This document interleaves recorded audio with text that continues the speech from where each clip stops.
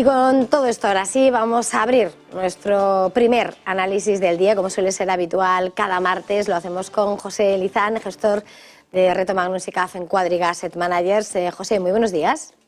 Hola Eva, ¿qué tal? Muy buenos días. Bueno, tenemos múltiples referencias sobre la mesa, pero bueno, mirando a lo más acuciante, mirando a Estados Unidos, tenemos esa cita con las negociaciones, con el techo de deuda, día clave en el que, bueno, tenemos que seguir entendiendo que va a ser el mismo juego político al que estamos acostumbrados, se va a llevar hasta el límite. ¿Cuál es el escenario más plausible, José? ¿Cómo estás viendo estas negociaciones? Bueno, yo creo que se llevará hasta el límite o más allá del límite, ¿no? Y probablemente ya lo hemos vivido en el pasado, que se sobrepasa el límite y saltan los estabilizadores automáticos del gasto en Estados Unidos, ¿no? O sea que no es descartable. Yo creo que al final, lo que sí yo creo que todos tenemos en mente es que tanto demócratas como republicanos, al final la estabilidad de su país a largo plazo siempre la tienen en mente y la negociación la pueden llevar a un extremo, sobrepasar el límite, como digo, pero al final llegarán a un punto de encuentro, ¿no? Y al final el bienestar de su país suele primar sobre otras cosas más particulares. Yo creo que es una negociación dura. Al final los republicanos quieren limitar el gasto por parte de la administración demócrata y creo que van a llevar esa negociación pues hasta un nivel extremo y probablemente, como digo, no es descartable ni mucho menos que sobrepasen un poco los límites, como ya ha advertido Janet Yellen, ¿no? Diciendo que hay una fecha más o menos a principios de junio que la administración se quedará sin liquidez, ¿no? Pues yo creo que no es descartable incluso que nos metamos en ese terreno y sobrepasemos esas fechas de inicios de junio en esa negociación, porque pues es una situación de alta tensión, ¿no? entre ambos partidos para hacer de contrapeso, ¿no? Que bueno, pero bueno, yo creo que al final será una cosa temporal y puede generar volatilidad en algún momento dado y puede ser una excusa perfecta en algún momento dado para hacer una realización de beneficios después de un buen comportamiento bursátil, ¿no? Así que no es descartable, como digo, que a principios de junio pues se sobrepasen las fechas pero sí que tengo claro que finalmente se llegará a un punto de acuerdo entre ambos partidos, porque normalmente en su cabeza siempre está el bienestar de la economía americana a largo plazo. Mirando a los Estados Unidos, sobre todo esas voces autorizadas de los bancos centrales, hemos visto cascada de declaraciones de distintos miembros, como Kaspari, en los que de alguna manera señalan que pese a los buenos datos, él decía, no hay que dejarse engañar por los buenos datos de algunos meses, sino que queda mucho por hacer, que las subidas de tipos tienen que estar sobre la mesa con tipos altos. Y estamos viendo, por otra parte, como en lo que es el mercado de divisas, vemos a ese dólar respondiendo, en este momento ganando posiciones frente a la libra. Tenemos al euro dólar en 1,0877 unidades. ¿Hacia dónde apuntan? El viernes vamos a escuchar a Jerome Powell, pero de momento esas voces que dicen que queda mucho más por hacer. ¿Cómo pinta ese camino de la Reserva Federal en esa lucha contra la inflación? Bueno, yo creo que al final la Reserva Federal tiene un doble mandato, ¿no? Al contrario que en Europa, que hay un mandato de control de la inflación única y exclusivamente, en Estados Unidos hay un doble mandato, que es el control de la inflación y el pleno empleo, ¿no? De momento la economía sigue en pleno empleo, pero ya todos los indicadores de Initial Jobless Claims y todos los indicadores un poco más rápidos están indicando que va a empezar a haber un deterioro en el empleo. Muy probablemente en los próximos 4 o 5 meses vamos a ver una fuerte aceleración del desempleo, ¿no? Yo creo que ahí es el argumento fundamental que necesita la Fed para hacer de verdad un pivot point, ¿no? Para moderar su discurso en un entorno en el que además la inflación se está desacelerando, ¿no? Y se está produciendo ese efecto desinflación y en el que los principales factores que nos trajeron aquí, como era un precio de la energía muy alto, pues se ha desvanecido. Tanto el gas como el carbón como el petróleo están en la banda baja. Todo el tema de soft commodities también se ha desvanecido, todo el tema de fletes y costes logísticos también se ha desvanecido, todo el tema del coste de semiconductores también se han venido abajo los precios. O sea, estamos en un entorno en el que las fuertes presiones que iniciaron todo este shock, ¿no? de precios y que estamos con los efectos de segunda ronda, con todos los convenios salariales presionando al alza, ¿no? Estamos viendo también ciertos indicadores en el sector de la vivienda, que es otro de los factores que ha generado muchísima presión sobre la inflación, pues de cierta pausa o cierta ralentización en el incremento de los precios de los alquileres.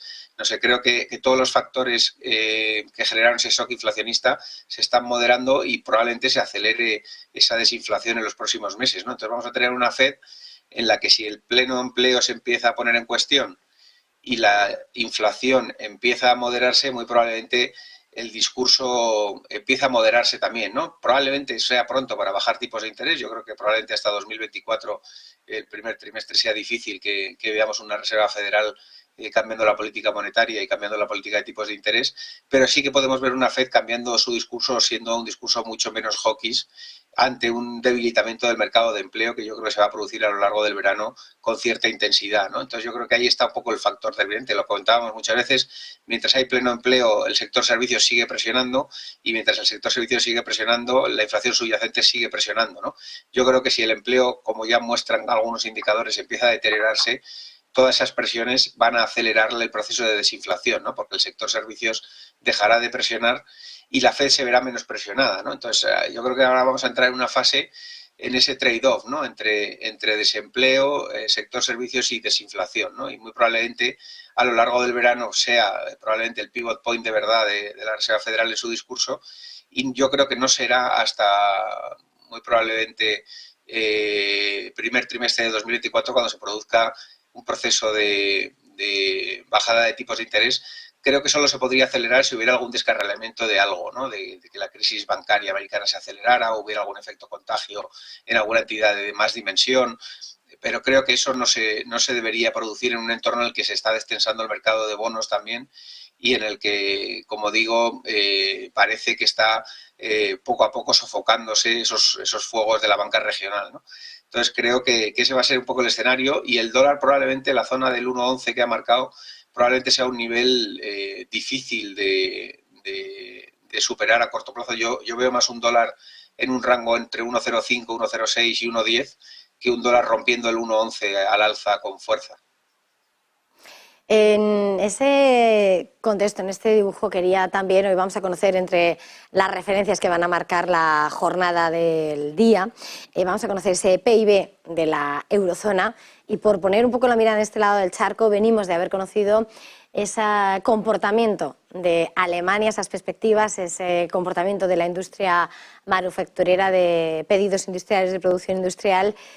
¿Cuál es la expectativa que tenéis en torno a la eurozona mientras vemos cómo esa locomotora europea es la primera que está viéndose aquejada por ese golpe de la manufactura?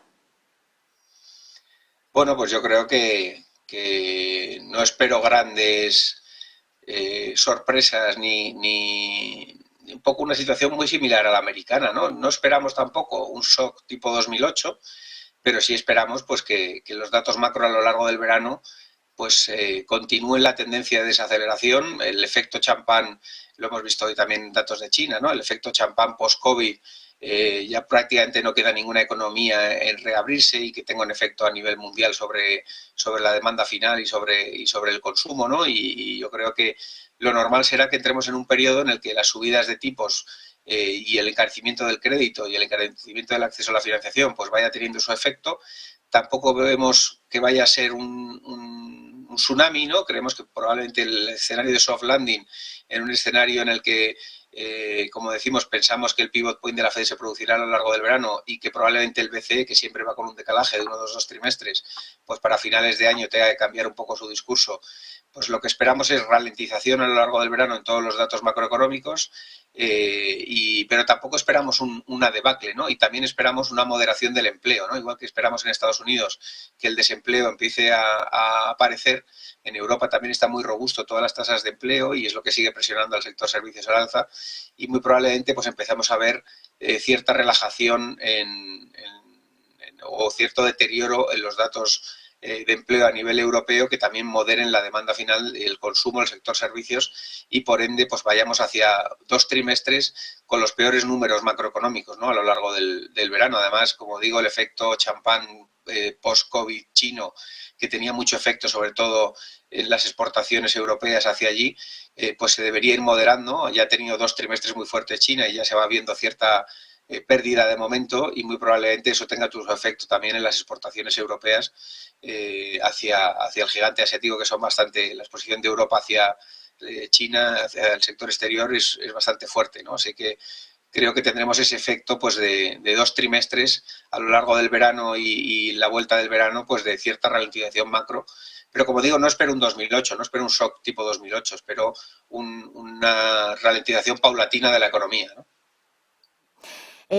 Quería mirar otro asunto, José, sobre todo mirando a un título protagonista, es BBVA. Ayer veíamos ese fuerte varapalo pendiente del resultado de las elecciones en Turquía. Hemos visto Garanti cómo va absorbiendo peso, ¿no?, en ese resultado de la entidad, y me quería preguntarte de alguna manera cómo ves a la entidad que dirige Carlos Torres Vila. Bueno, yo creo que ha recortado lo que ganó la semana pasada. Jueves, viernes de la semana pasada subió, creo recordar, un 3 y un 2%, o sea que lo que perdió ayer fue lo que ganó jueves y viernes con la expectativa del resultado electoral turco. El resultado electoral, si bien es verdad que van a una segunda vuelta, quizás haya sido Erdogan ha obtenido un resultado más fuerte de lo que previsiblemente se podía pensar antes del fin de semana, ¿no? Pero sí que es verdad que tienen que ir a una segunda vuelta en la que probablemente pues los partidos de oposición pedirán el voto para el líder opositor, para intentar aglutinar y desbancarle del gobierno, pero está muy ajustado, ¿no? Y sí que es verdad que Erdogan, yo creo que ha tenido un resultado un pelín superior al que esperaban las encuestas, ¿no? Y eso ha generado pues que se disparen los CDS, que se disparen las primas de riesgo y que pues todos los activos de riesgo que habían tenido un buen performance la semana pasada se desvanezca, ¿no? Y hasta el día 28, creo que es de mayo, no tendremos el resultado electoral definitivo, así que va a dar objeto a especulación, a vaivenes en la lira turca y a bastante especulación en el mercado, desde mi punto de vista. Pero bueno, yo creo que hay que abstraerse de eso. BBVA, ex Garanti, está yendo muy bien. Es una entidad que ha presentado unos números muy, muy sólidos, con una política de retribución al accionista enorme, generando capital para los accionistas y que en términos de valoración, desde nuestro punto de vista, pues está barato. Esto puede generar cierta volatilidad o cierta incertidumbre, pero creemos que hay que abstraerse de eso porque la entidad, desde luego, no está cotizando desde nuestro punto de vista los resultados y los beneficios que va a obtener a lo largo de 2023, y está a múltiplos, desde nuestro punto de vista, atractivos, independientemente del resultado que tengamos en Turquía, porque desde luego si Erdogan sigue es lo que ya teníamos, y si Erdogan no sigue, pues entramos en un nuevo periodo que probablemente vaya hacia una mayor estabilidad y también acabe con políticas no convencionales, como era pues lo de tener tipos de interés por debajo de la inflación, como tiene ahora mismo el Banco Central, muy afectado. La independencia del Banco Central turco bajo el mandato de Erdogan es totalmente no independiente, ¿no? Es una influencia política enorme sobre el banquero central, y desde luego creemos que daría estabilidad, ¿no? Así que puede ser una medida de conseguirse un cambio de gobierno pues que sea positivo para la entidad, pero independientemente de eso, creemos que la entidad está barata y que es una oportunidad de inversión, desde luego. Pues muchísimas gracias, como siempre, José Lizán, gestor de Reto Magnus y Café Cuadriga Asset Managers. Como siempre, feliz jornada, feliz negocio. Igualmente a todos, un saludo. Y nosotros, antes de hacer una pequeña pausa, tenemos que hacernos eco de